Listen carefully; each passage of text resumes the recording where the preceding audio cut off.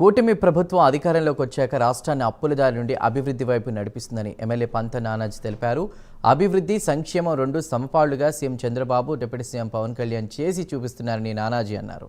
Liquor scam కేసులో ఎవరెన్ని చెప్పినా న్యాయస్థానం ముందు ఆ బిగ్ బాస్ నిలబడడం తప్పదు అంటున్న కాకినాడ రూరల్ ఎమ్మెల్యే పంత నానాజీతో మా correspondent Raj Kumar face to face.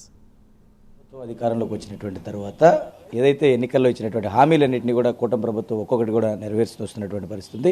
ఈ క్రమంలో ఏదైతే అదేవిధంగా గత 5 సంవత్సరాల్లో జరిగినటువంటి అవినీతి అక్రమాలన్నిటి కూడా కూటమి ప్రభుత్వం ఉక్కుపాదం మోపుతుంది. అసలు కూటమి ప్రభుత్వ పరిపాలన విధానం ఏ విధంగా ఉంది అనేది మనతో మాట్లాడడానికి కాకినాడ రూరల్ ఎమ్మెల్యే పంత నానాజీ మనతో ఉన్నారు. సార్, ప్రధానంగా ఏదైతే సంవత్సర కాల పైచీలు కూటమి ప్రభుత్వం అధికారంలోకి వచ్చింది, ఎలా ఉంది పరిపాలన విధానం, ప్రజల నుంచి ఎట్లాంటి స్పందన వస్తూ ఉంది, ఏంటి? ప్రధానమైన ఎజెండా ఏంటంటే అండి, ఒక యుద్ధానంతరం శకలాలు మిగిలిపోతే ఆ శకలాలు తీసుకుంటే పని చేసుకోవడం ఒక ఎత్తు, మామూలు ప్లెయిన్గా ఉన్న ల్యాండ్ మీద పని చేసుకోవడం ఒక ఎత్తు. ఈ పరిపాలన అనంతరం భారతదేశంలో ఇటువంటి పరిపాలన ఎప్పుడు ఎవరు ఎక్కడా చూడలేదు. గత 5 సంవత్సరాలుగా జరిగిన పరిపాలన ఒక హౌసింగ్ డిపార్ట్మెంట్ చూసుకున్నా, ఒక ఇంజనీరింగ్ డిపార్ట్మెంట్ చూసుకున్నా, ఒక మౌలిక సదుపాయాల ఇష్యూలోకి వచ్చిన వాటికి సంబంధించిన ఫైల్స్ కానీ, రెవెన్యూ రికార్డ్స్ కానీ ఏదన్నా సరే దానికి సంబంధించిన ఫైల్సే గల్లంతైపోయిన పరిస్థితి. ఏ పనన్నా చేద్దామంటే ఒక హౌసింగ్ చేద్దాం అనుకుంటే ఈ హౌసింగ్ సైట్లు ఎక్కడ ఇచ్చారు, ఎవరికి ఇచ్చారు, ఏది ఒరిజినల్ పట్ట, ఏది డూప్లికేట్ పట్ట, ఏది తహసీల్దార్ సంతకం పెట్టిన పట్ట, ఏది తహసీల్దార్ పెట్టని సంతకం పట్ట, ఏది సైట్ చూపించి ఇచ్చిన పట్ట, ఏది సైట్ చూపించకుండా ఇచ్చిన పట్ట, ఈ అనేక అంశాలు హౌసింగ్ చేద్దామంటే. అలాగే పెన్షన్లు చేద్దామంటే లిస్టులు తారుమారు. ఏమైనా అభివృద్ధి కార్యక్రమాలు రోడ్లు వేద్దామంటే ఏసీసీ రోడ్లే బోళ్ళు దానికి రికార్డులు లేకుండా ఎవరు చేశారో చేసిన కన్స్ట్రక్షన్స్ సకాలు మొదలుపెట్టి వదిలేసినటువంటి కన్స్ట్రక్షన్స్, వాటికి ఏ రకమైన ఎస్టిమేషన్లు, రికార్డులు, ఎస్టిమేట్ అగ్రిమెంట్లు కూడా ఇటువంటివి లేనటువంటి, అంటే చిత్రమైన ఛార్జ్ హ్యాండ్ ఓవర్ చేసేటప్పుడు ఒక ఏ డిపార్ట్మెంట్లోనో ఇంకొక వ్యక్తికి ఛార్జ్ హ్యాండ్ ఓవర్ చేసేటప్పుడు ఎవరన్నా ఇదైతే ఎట్లా ఉంటుందో మిగిలిన ఇప్పుడు పూర్వం R&B డిపార్ట్మెంట్ ఉండేది. వెళ్ళేటప్పుడు కొత్త అయ్యి వచ్చినప్పుడు ఆ తాడు డబ్బాలు ఎన్ని ఉన్నాయో, సిమెంట్ బత్తాలు ఎన్ని ఉన్నాయో అవన్నీ అప్పచెప్పి కొత్త చేయి ఛార్జ్ తీసుకునేవాడు. ఎవరన్నా పరిస్థితి ఎలా తయారైందంటే అప్పుడు ప్రాబ్లం ఏమొచ్చిందంటే ఈ తారు డబ్బాలు కారిపోయో, లేకపోతే ఎవరో పట్టుకుపోయో, సిమెంట్ బస్తాలు గట్టగట్టిపోయో, ఎవరో పట్టుకుపోయో, ఇటువంటి అవి నువ్వు రిసీవ్డెంట్ సంతకం పెట్టమంటే రిసీవ్డెంట్ పెట్టడానికి భయవేసి పెట్టేవాడు కాదు. ఎందుకంటే పొద్దు ఇతను అప్పచెప్పేవాడు ఇబ్బంది కదా. అట్లాగా మాకు తప్పక రిసీవ్డ్ అంతే తప్ప మేము ఆ ప్రభుత్వాన్ని తర్వాత ఈ ఛార్జ్ హ్యాండ్ ఓవర్ చేసుకున్నాం. అటువంటి పరిస్థితుల్లో ఛార్జ్ హ్యాండ్ ఓవర్ చేసుకున్నాం కాబట్టి మాకు పని డబల్ పని అయిపోయింది. కానీ ఈ వేళకి ఒక మౌలిక సదుపాయాలు బాగా తాగునీరు కానీ, సాగునీరు కానీ ఎటువంటి ఒకటి ఇచ్చుకుంటా, హౌసింగ్ పక్కన చేసుకుంటా, ఈ ఎన్నికల్లో ఇచ్చిన కొన్ని హామీలు ఉన్నాయి. ఈవేళ కంపెనీలు 300కి 400కి అమ్మేసి చేసుకుంటా ఉన్నారు. మొన్న మధ్య మేము ఆపితే, మొన్న ఒక 2-3 నెలల కింద ఆపితే శాశ్వత పరిష్కారం చేస్తానని చెప్పారు.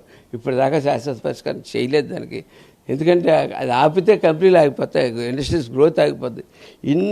మా ప్రత్యర్థి ఇంత దొంగతనం చేస్తున్నాడని తెలిసి కూడా మేము ఆపి మళ్ళా వదలవలసి వచ్చింది. ఎందుకంటే ఆ ఇండస్ట్రీస్ వెళ్ళిపోతాయేమో, ఇక్కడ మంచి నీరు కూడా ఇవ్వట్లేదురా, దీంట్లో కూడా వీళ్ళు దెబ్బలాడుకుంటున్నారు అని కాకినాడకు వచ్చి ఇండస్ట్రీస్ పారిపోతాయేమో అనే ఆలోచనతో మేము ఆలోచిస్తూ ఉంటే ఇన్ని రోజులైనా ఇప్పుడు దాకా మీద చర్య తీసుకోలేదు. కలెక్టర్ గారు అయితే నోటీసులు ఇచ్చారు. నోటీసులు ఇచ్చిన తర్వాత 47 కోట్ల రూపాయలు కట్టాలి. ఆ నోటీసులు ఇచ్చినా సరే ఇవాళ దాకా అతిగతి లేకుండా ఇవాళ వాతావరణం ఉంది. అందుకనే అంటే ఇంక పరిపాలన ఒకటే కాకుండా ఇటువంటి వాటి మీద కూడా దృష్టి పెట్టాలని చెప్పి, ఎందుకంటే ఇది కూడా ఒక రకంగా తప్పు చేసిన వాళ్ళు, తప్పు చేసేవాడిని ఆపకపోతే ఇంకా తప్పు అదే గుణం మీద వాళ్ళు వెళ్తున్న వాళ్ళు ఆపకపోతే ప్రజలకు మనం అన్యాయం చేసిన వాళ్ళు అవుతాం. కాబట్టి మేము ఖచ్చితంగా దీని మీద ఇక్కడి నుంచి చర్యలు మటు గట్టిగానే తీసుకుంటాం. అంటే ఫైనల్గా ఏదైతే లిక్కర్ స్కామ్ వ్యవహారంలో ఏదైతే ఈ బిగ్ బాస్ ఎవరైతే ఉన్నారో అంతిమంగా లబ్ధి చేకూరినటువంటి బిగ్ బాస్ ఎవరు అని ఒక సందిగ్ధత నెలకొంటే ఆ బిగ్ బాస్ చంద్రబాబు అని వైఎస్ఆర్ కాంగ్రెస్ పార్టీ విమర్శిస్తుంది. ఏం చెప్తారు ఫైనల్?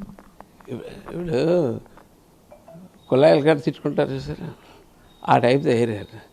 నువ్వంటే నువ్వు అలాగంటే నువ్వు అలాగా ఈ టైప్ తప్ప వాళ్ళు మాట్లాడే దాంట్లో ఫ్యాక్ట్ ఉంటే ఇదిగో చంద్రబాబు నువ్వు ఇందులో ఇలా చేసావు అంతేకాంత వీడు టైట్లు తీసి బిగ్ బాస్ నువ్వే అంటే దానికి అర్థం ఉండాలి కదా.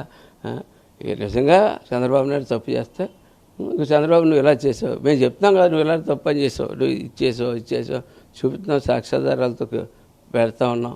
మేము కక్ష సాధించట్లేదు, కోర్టుల దృష్టికి చట్టం దృష్టికి తీసుకువెళ్ళి చెప్తా ఉన్నాం. అటువంటిది ఏమైనా ఉంటే ఖచ్చితంగా ప్యాలెస్లో కూర్చోవడం కాదు, వచ్చి చట్టం దృష్టిలో చంద్రబాబుతో తప్పు చేశాడు, పవన్ కళ్యాణ్ తప్పు చేశాడని చెప్పి తీసుకొచ్చి చట్టం దృష్టిలో పెట్టమని ఆ ఛాలెంజ్కి నీకు ఒంటినిండా మచ్చలెట్టుకుని ఒళ్ళంతా మచ్చలెట్టుకుని నా దాంట్లో పోతద్దాం ఎతికి నా దగ్గర ఏదో మచ్చ ఉందని చెప్తే దీనికి అర్థం ఉండాలి కదా. కేవలం ఏంటంటే నువ్వంటే నువ్వు అనకపోతే కొన్నాళ్ళు సర్వైవల్కి వాళ్ళు సరైన లాయర్ దొరికి మంచి లాయర్ దొరికి సెటప్ కుదిరి అన్ని సెటప్ కుదిరిదాకా ఏదో చూపించాలని చెప్పి ఏలెట్ చూపించినాడు. అక్కడ నువ్వు ఇచ్చి ఉండాలి కదా, నువ్వు చుట్టూ 10 మంది వస్తారు కదా. ఇలా ఏలెట్ చూపిస్తున్నాడు బెంగళూరు పోతున్నాడు, ఇలా ఏలెట్ చూపిస్తున్నాడు బెంగళూరు పోతున్నాడు. ఇదే సిస్టమ్ ఇది. అసలు ప్రతిపక్ష నాయకుడికి కూడా పనికిరాడని అతనే ఒప్పుకున్నాడు, అది వాస్తవం. ఇది మొత్తానికి ఏదైతే కూటమి ప్రభుత్వ సంవత్సర కాల పరిపాలనకు సంబంధించి కూడా కూటమి ప్రభుత్వం అధికారంలోకి వచ్చి రాష్ట్రాన్ని అభివృద్ధి పదం వైపు నడుస్తుంటే ఏదో ఒక బూచి చూపించి రాష్ట్ర ప్రయోజనాలను అడ్డుకునేటువంటి ప్రయత్నం జరుగుతుందంటూ కూడా ఏదైతే కాకినాడ రూరల్ ఎమ్మెల్యే పంతం నానాజీ చెప్తున్నటువంటి పరిస్థితి. ఇది ఉన్నటువంటి తాజా పరిస్థితి.